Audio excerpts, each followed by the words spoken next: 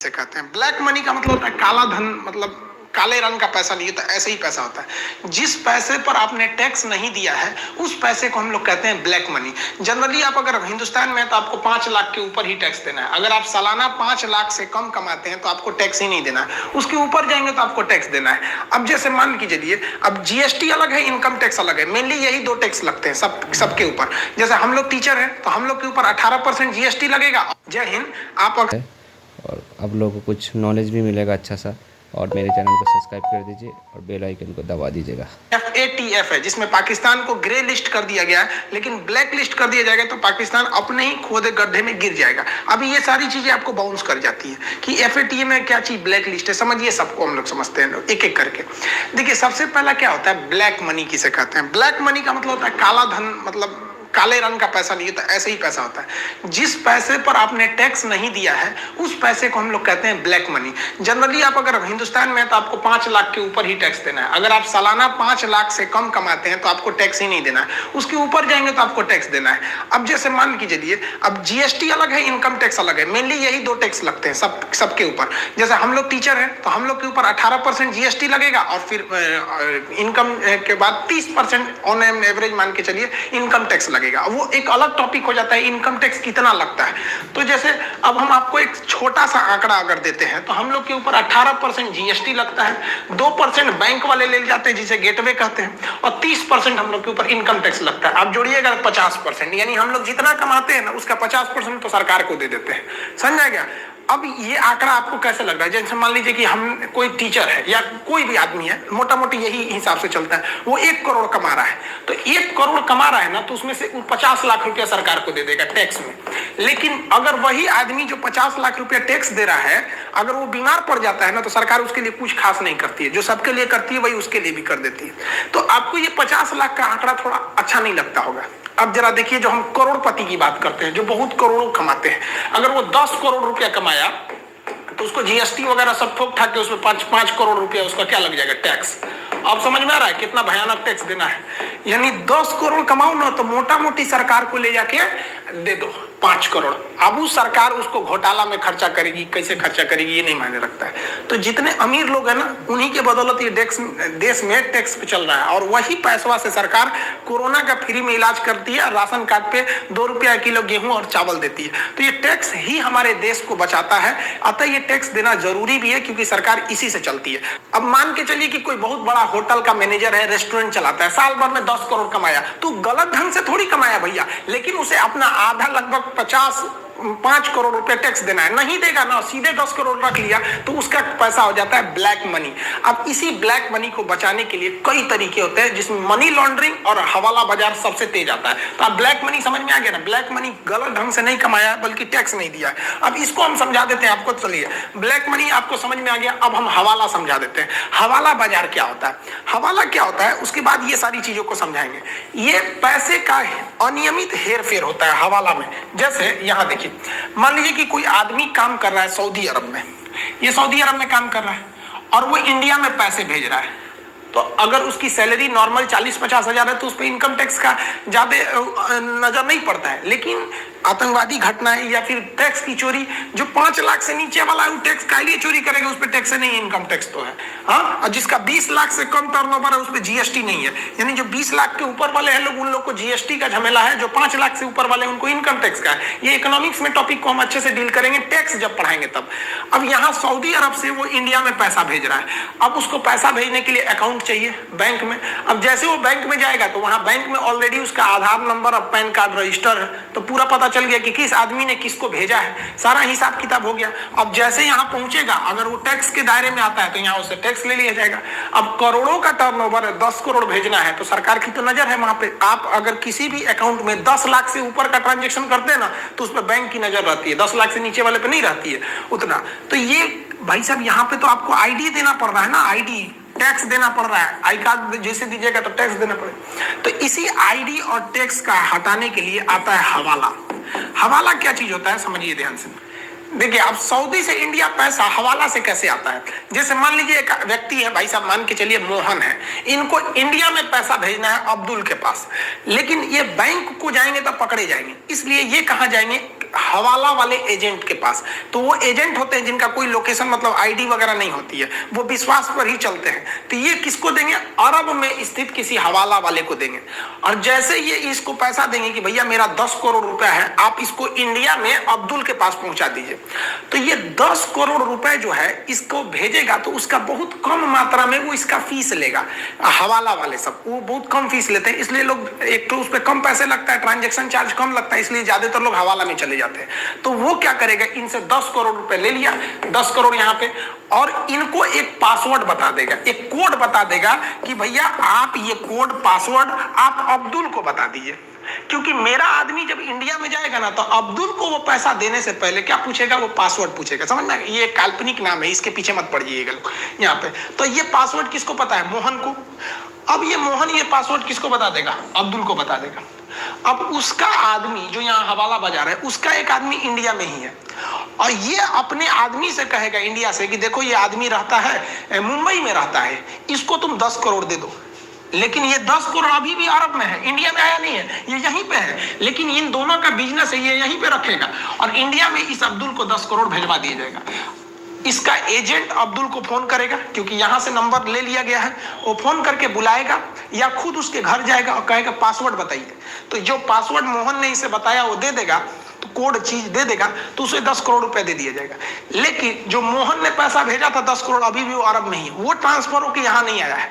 ये इन दोनों का रिलेशन है, ये बाद में अपना हिसाब करेंगे। इसने अपना फीस वगैरह ले लिया है, तो इसी को हम लोग हुंडी बाजार या हवाला बाजार कहते हैं। पहले सऊदी वगैरह से ऐसे पैसे बहुत ज्यादा आते थे, अभी भी आते हैं यहाँ पर। इसमें क्या हो रहा है कि कौन पैसा किसको भेज रहा है सरकार को पता ही नहीं है, टैक्स लिए ही नहीं रहा है। जहां तक ये टैक्स चोरी का मैटर है तो कुछ समझ में भी आता है कि चलो टैक्स को हम लोग, टैक्स चोरी है बाद में निपटेंगे इससे। लेकिन ऐसा भी हो सकता है कि यहां से पैसे यहाँ किसी आतंकवादी तक पहुंचाए जा रहे हैं एक मामूली पासवर्ड के थ्रू। अब इसी को कहते हैं हवाला। लेकिन जो पैसा ये 10 करोड़ और मोहन ने अरब के जिस एजेंट को दिया था अभी भी उसके पास है। अब ये पैसा इस इंडिया वाले एजेंट के पास आना चाहिए कि नहीं, तो इसके लिए करना पड़ता है मनी लॉन्ड्रिंग। लॉन्ड्री में कपड़ा धुला जाता है, वैसे ही मनी को धुल देता है। तो धुलने का मतलब धुलेगा नहीं, वो ब्लैक मनी जो चोरी छुपे आया है जिसमें टैक्स बचने के लिए था, अब उसे व्हाइट मनी किया जाएगा। तो इस पूरे प्रोसेस को हम लोग, व्हाइट करने की प्रोसेस को हम लोग क्या कहते हैं, लोग मनी लॉन्ड्रिंग कहते हैं। अब मनी लॉन्ड्रिंग कैसे हो रहा है देखिए ध्यान से। इन लोगों ने हवाला से तो पैसा उस व्यक्ति से व्यक्ति पहुंचा दिया, अब इनके पास से पैसा कैसे जाएगा, तो ये लोग यहाँ पर कुछ फालतू की कंपनियां खोल देते हैं, सेल कंपनी जिनको बोलते हैं। सेल कंपनी खोखली कंपनी होती है। सेल मतलब क्या होता है, कछुए वगैरह का सेल होता है ना, या फिर शंख वगैरह का सेल, तो वो एक फालतू कंपनी होती है, सेल कंपनी जिन्हें बोला जाता है। अब ये झूठ मूठ की कंपनी खुलवा देंगे यहाँ पर। अब वो कंपनी है, अब वो एक तो कमरा ले लेंगे, उसमें 2-4 गो टायर जला देंगे, धुआं हो जाएगा, पेपर वर्क में दिखा देंगे कि हाँ ये कंपनी है। अब ये सऊदी से क्या करेंगे, इस कंपनी में इन्वेस्ट कराएंगे पूरा पैसा कि भाई हमारी कंपनी को अच्छा करने के लिए एफडीआई आ रहा है, इन्वेस्ट आ रहा है यहाँ पर।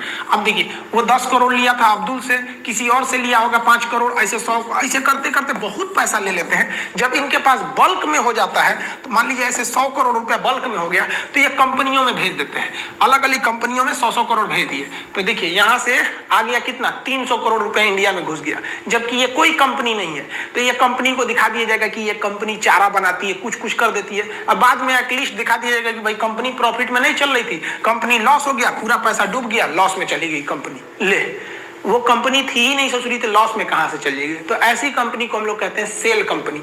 ये सेल कंपनी के थ्रू यहाँ पे पैसा आ गया है यहाँ पर, और एफडीआई पे तो टैक्स नहीं लगता है, टैक्स चोरी हो गया यहाँ से यहाँ तक, हुंडी वाले को भी फायदा हो गया और यहाँ से यहाँ पैसा पहुंच गया। तो इस प्रोसेस को हम लोग कहते हैं मनी लॉन्ड्रिंग। मनी लॉन्ड्रिंग के कई रास्ते होते हैं, जिसमें सेल कंपनी बहुत फेमस है। कंपनियां, कोई भी कंपनी होती है ना, मेन कंपनी इतना ज्यादा सेल कंपनी बना देती है दूसरे के नाम पे कि पता ही नहीं चलता है कि इसका ओरिजिनल मालिक कौन है। तो ये मनी लॉन्ड्रिंग में ये चीजें, सेल कंपनी वाला काम बहुत ज्यादा होता है। लेकिन इस सेल कंपनियों के लिए भी एक दिक्कत है। रीजन क्या है कि जब भारत सरकार सऊदी से कहेगी कि आप बताइए आपकी कौन सी कंपनी ने यहाँ पैसा भेजा था, तो सऊदी उसको बता देगा। तो इसके लिए कुछ ऐसे देश हैं जिनके पास कमाई का कोई रास्ता नहीं था, तो उन्होंने टैक्स हेवन बना दिया, मतलब टैक्स चोरी करने वालों के लिए स्वर्ग है। जैसे यहाँ पर मॉरिशस हो जाता है, यहाँ पर आपका इधर कैमन आइलैंड हो जाते हैं, सभी इधर में, यहाँ स्विट्जरलैंड हो जाता है। ये देश कहते हैं कि हम केवल उसी व्यक्ति को बताएंगे कि तुमने कहां पैसा भेजा है, दूसरा चाहे प्रधानमंत्री भी आ जाए तो नहीं बताएंगे। इसलिए देखेंगे कि जितना टैक्स चोरी का पैसा होता है वो पहले तो स्विट्जरलैंड भेजा जाता है किसी तरह से, अब और उसके बाद से जैसे मान लीजिए भारत में है तो पहले भारत में किसी के पास 100 करोड़ है, तो भाई साहब 100 करोड़ रुपया है किसी के पास, तो सरकार उसमें 50 करोड़ रुपया तो उसको टैक्स लेके जाएगी, तो कितना अखड़ेगा, 100 करोड़ कमाए लीगल तरीके से कमाए, लेकिन 50 करोड़ टैक्स देना है। अब वो क्या करेगा, इसे बोरा में भर के या फिर शिप यार्ड जहां से पानी वाली जहाजों से सामान जाता है कैसे छुपा के, या फिर क्या करता है यहाँ 200 आदमी से खाता खुलवा देगा उल्टा सीधा, वो उसको भेजेगा नेपाल पाकिस्तान, इसे घुमा घुमा के पहुंचा देगा स्विट्जरलैंड। अब सरकार खोजते रहे कहां से पहुंचा है, इंडिया से भेज देगा नेपाल, और नेपाल में किसी से कैश निकलवा देगा, कैश निकल गया और वो दूसरे व्यक्ति को किसी दूसरे अकाउंट से भेज देगा उसको ईरान में। अब जैसे पैसा कैश निकल गया उसका लिंक टूट गया, वो बस इंडिया से नेपाल दिखेगा, लेकिन वो कैश निकालेगा ईरान में कोई कैश निकालेगा फिर दूसरे अकाउंट में जमा करेगा, तो जैसे कैश निकल जाता है ना तो उसका रिकॉर्ड नहीं रहता है कौन निकाला और फिर वो किस अकाउंट में जमा किया। तो ऐसे करते करते ये लास्ट में पहुंचा देते हैं लोग कहां पर, स्विट्जरलैंड।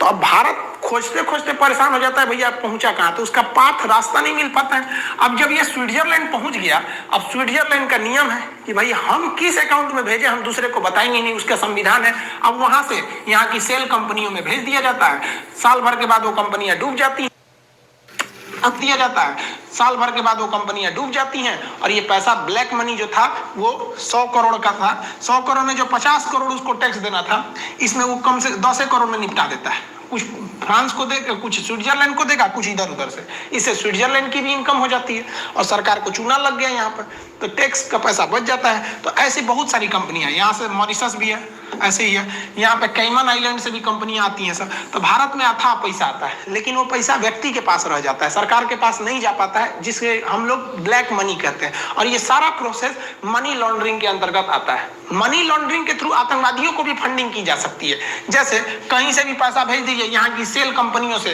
वो कंपनी फालतू की कंपनी है, वो मैनेजर बैठा है यहाँ पर, वो दिखा देगा कि 50 करोड़ रुपया का हमने कुछ खरीदा है यहाँ पे, और 50 करोड़ रुपया किसी को कैश दे देगा, कुछ भी दे देगा किसी आतंकवादी को। तो इसलिए मनी लॉन्ड्रिंग को रोकना जरूरी है। ये तभी रुकेगा जब ये देश सख्त कानून बनाए सब। अब ये देश सख्त कानून ही नहीं बनाते हैं सब, अब इनके आप दबाव भी नहीं बना सकते हैं, यहाँ पर इंटरनेशनल दबाव नहीं बन पाता है स्विट्जरलैंड के ऊपर वगैरह के।